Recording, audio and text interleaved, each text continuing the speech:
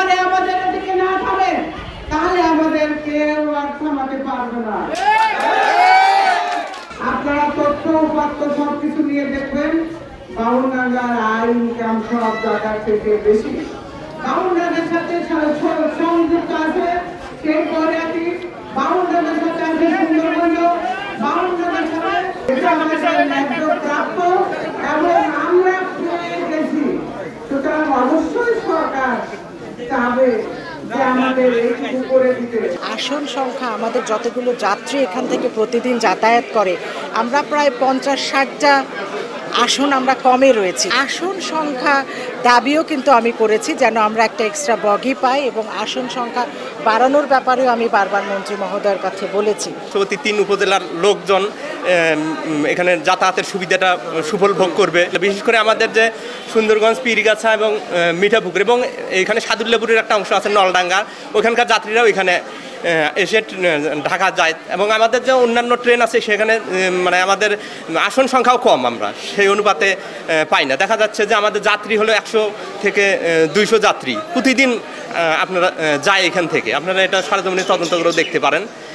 সেখানে দেখা যায় আমাদের ট্রেনের টিকিট সংখ্যা অপ্রতুল। অর্থাৎ একটা ট্রেন যেহেতু এই দিয়েই যায়, রেল দিয়েই যায় এবং আমাদের আগামীতে যখন মানে বগুড়া থেকে সিরাজগঞ্জ রেলপথ হবে তখন তো আমার মনে হয় যে সমস্ত ট্রেন আরও বৃদ্ধি পাবে, তখন 2-1টা ট্রেন স্টপেজ না দিলেও চলবে। কিন্তু এখন বুড়িমারি এক্সপ্রেস যাত্রা বিরতি দেওয়াটা জরুরি।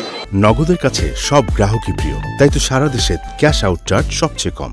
বাউনডাঙ্গা একটি গুরুত্বপূর্ণ রেলওয়ে স্টেশন এবং অনেক অর্জিত ইতিহাস আছে এই রেলওয়ে স্টেশনের।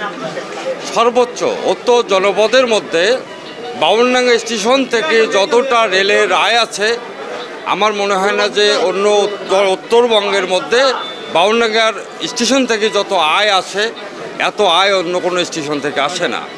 এবং এই বুড়িমারি স্টেশন এখানে রেল যদি এখানে আপনার স্টপেজ হয় সেক্ষেত্রে বাউনডাঙ্গা উত্তর জনপদ তথা বাউনডাঙ্গা 3টি উপজেলার মানুষ এবং এখানে যে পরিমাণ সেল হবে, যে পরিমাণ রাজস্ব বাড়বে, যে রাজস্ব দিয়ে অনেক কিছু করা সম্ভব হবে।